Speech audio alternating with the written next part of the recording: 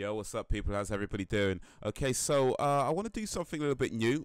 Kind of a little bit new. I've done this sort of thing before, but hopefully I can do this a little bit more regular. Depends, you know, we'll see what you guys think of it. But I want to start covering some news articles on the channel. I was talking about some things happening in our core in the world and do a regular videos of this as a kind of a series. So let me know if there's something that you want to see more of, and then we can go from there. I'm currently thinking I want to do it daily, but I don't know, maybe daily might be a little bit too much with everything else going on, so we'll see.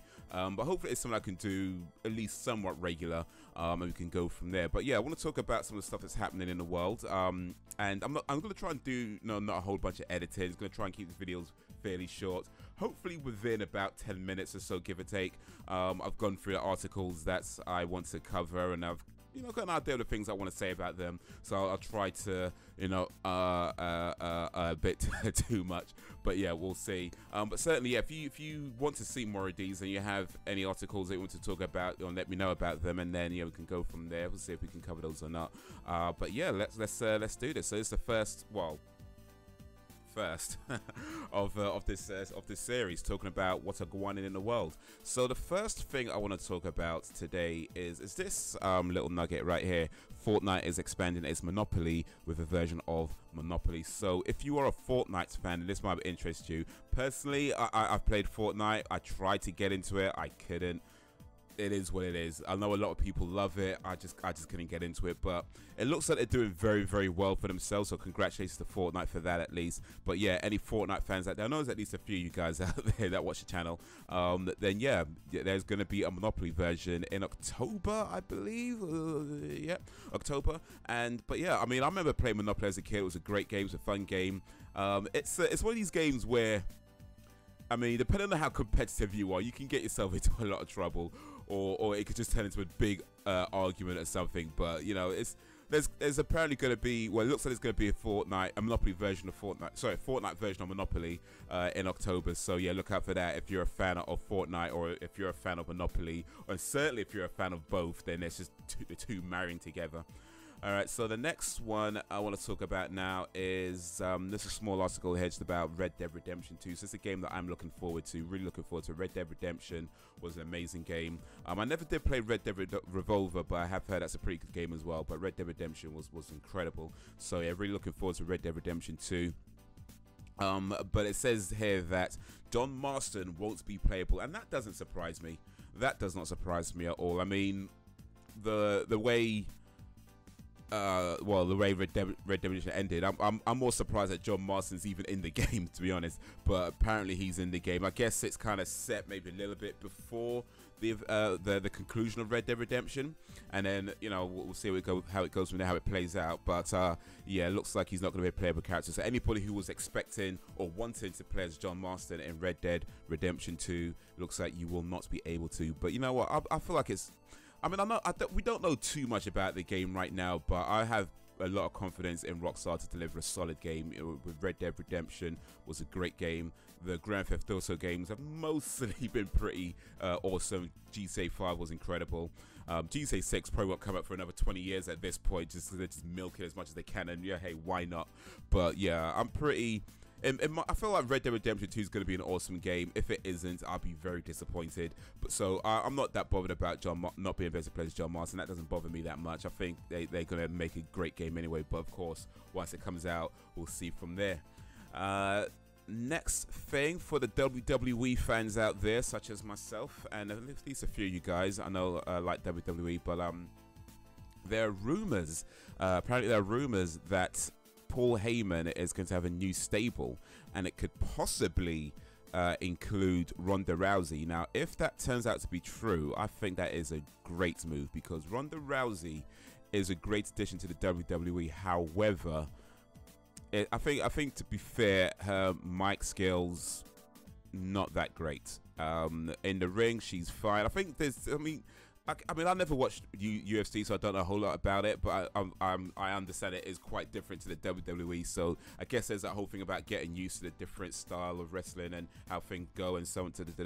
But in the ring, I think she's doing fine, but yeah, her mic skills are a bit... She just... Because a big part of wrestling is the entertainment. I mean, it's WWE, World Wrestling Entertainment, And although she is good in the ring, I think her skills in the ring are there's no issue there, no real issues there. Maybe a few things here and there, but not certainly not major issues. But her mic skills and just generating interest, like the whole thing with her and Nia Jax, it just wasn't that interesting. The whole build up to it was not that interesting for me at all. And I don't know, let me know if you thought it was interesting or not, but I did not find the whole thing interesting. And it should have been. Nia Jax, there was a champion at the time going against Ronda Rousey, the baddest woman on the planet as their billing her. And it just was not that interesting at all. So somebody like Paul Heyman, you put someone like Paul Heyman who is just second to none on the mic. Well, I mean, actually, there's a few people that could challenge him, but certainly he's one of the best out there when it comes to building up a match. Like, the whole thing he did with Brock Lesnar, what he did with CM Punk, and anybody he's worked with, he's just incredible when it comes to building up anticipation and building up excitement for a match. So I think if you put someone like Paul Heyman with Ronda Rousey, that could be an awesome pairing. But apparently, it may not be just Ronda Rousey; it could be some other people involved as well. So if it does happen, then Ronda Rousey could be the first Paul Heyman girl. It's always been a Paul Heyman guy, but she could possibly be the first Paul Heyman girl. But we'll see whether that happens or not. But I hope it does. I think Ronda Rousey and Paul Heyman would be a great team up together. So yeah, WWE, if you're considering it, please do that. I'd be interested in seeing that. All right. By the way, just real quick, this is on GiveMeSports.com, which is a good site, but they take ages getting to the point. And the article's not even that long, but come on, man, boy. But anyway, keep doing what you're doing. Next one is about Overwatch. Any Overwatch fans out there? I like to play Overwatch. I don't really watch the Overwatch tournaments too much, but maybe I should, because this team, Fusion University, so apparently they had a jersey last year, or was it last, or whatever it was anyway. And they had a jersey. Fusion University had a jersey that had FU on the jersey, and it got banned. So they got a new jersey, as you can see here. But as the article goes on to show, if we look a little bit closer, rather than the big FU, they got lots of little FUs going around, and they're using a hashtag GoFU. So yeah, they're sticking to it. Just maybe been a little bit more subtle about that. So kudos to Fusion University. We'll see if they if their shirt gets banned or not. I don't know. If we'll have to, I guess we'll find out later on. But either they get it, if either it's fine or it's not. Yeah, I'm trying to not an art, but I guess I just failed there anyway. But yeah, we'll see if that's fine or not. But in any case, I do want to start watching more Overwatch tournaments. Because I like Overwatch. I do play it. I probably don't play it as much as I'd like to play it, but I do play it quite a bit. So yeah, I should be watching more Overwatch tournaments, and especially when they're going to be doing things like this. So yeah, we'll look out for the next Overwatch tournament and see how Team FU Fusion University hold up there. All right, next bit I want to talk about is about Eminem, and congratulations to Eminem. Eminem breaks 36-year-old UK chart record for most consecutive #1 albums. So a record held by ABBA and Led Zeppelin, great bands by the way. But yeah, he has broken a record. The recent release of Kamikaze is his 9th. Says it somewhere, but I believe it says 9th consecutive #1 album in a row.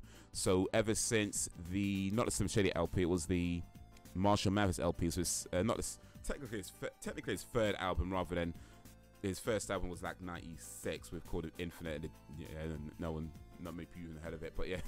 But ever since Marshall Mathers LPs, he's had #1s with those albums. So this is Kamikaze is the 9th #1, and it's also the 4th fastest selling album this year in the UK, so it's done really well.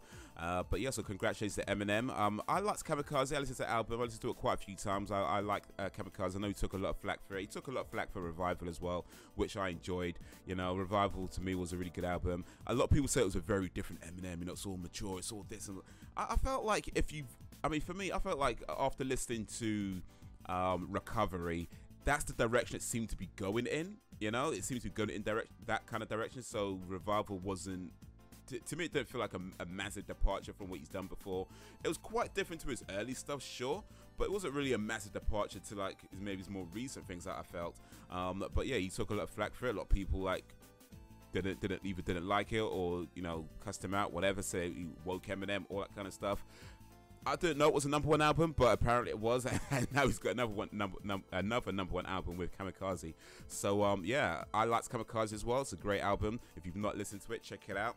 Yeah, Eminem's doing really well, at least in the UK. So yeah, congratulations to Slim Shady. That's why they call me Slim Shady. Okay, and the last thing I want to talk about, apparently I'm going a little bit over 10 minutes with this first video, so I'll try and keep this very brief, but this is just about YouTube Burnout.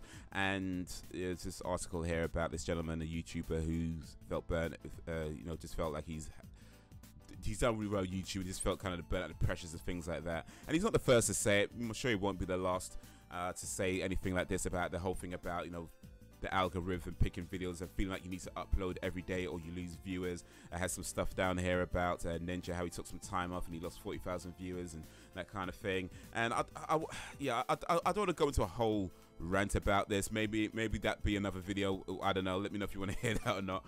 But here's what I'll just say for now, just to try and keep this relatively short.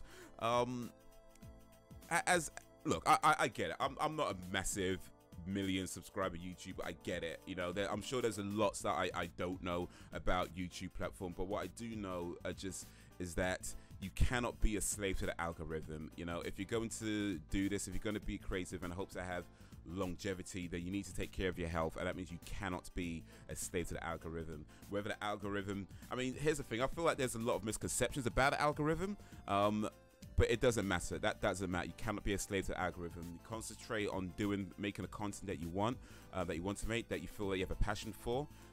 If it means that you put a video out once a week, once a month, once every few months, that doesn't matter. There's plenty of YouTubers out there that don't upload consistency and are doing okay for themselves. You know, YouTubers that don't upload, that maybe upload once every 3-4 months. I mean, you know, there's a YouTuber called Natalie Tran. She hasn't uploaded for, I think, nearly 2 years now, but I'm pretty, and her last video, by the way, was I'm gonna start uploading more. But anyway, I'm pretty sure that if she put up a video now, it would do just fine. And I think one of the most important things about YouTube, or any kind of creative endeavor really, is to connect with your audience. You know, let people know what's going on. If you feel you need to take a break, let people know you need to take a break.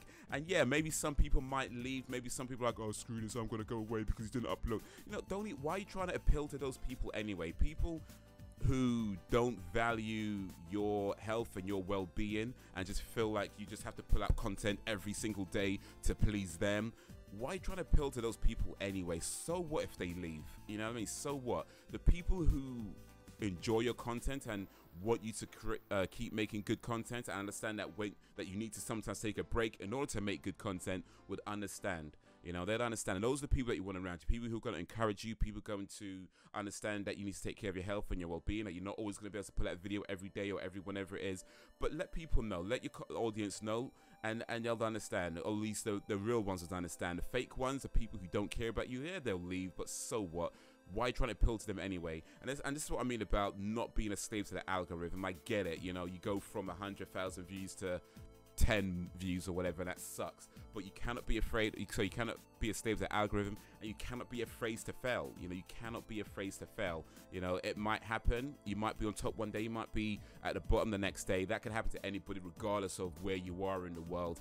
You cannot be afraid to fail. You cannot base your life and base your actions around this idea that you gotta put out content every day. You gotta do this kind of content. You gotta be this type of person. You gotta be extreme. You gotta be this. You gotta be that. No, all you gotta do is be yourself and create the content that you want to create, and you'll find the people who want to see that and want to support you. They'll gravitate towards you. It might not happen overnight. It might take a while to happen, but it's better to do that than to try to force yourself into this place that you don't really want to be, that you don't have a passion for, because that will depress you, that will burn you out, that will just make you go all insane and crazy at, you know, 19, 20 years old, 22, whatever it is, however old, doesn't even matter. But you cannot be a slave to the algorithm. Just concentrate on doing the things that you want to do for the people who want to see it, and whoever wants to leave because they don't understand that, let them leave. But anyway, that was my attempt at keeping the video below 10 minutes. I think I'm just about almost 15 minutes now. So oh well.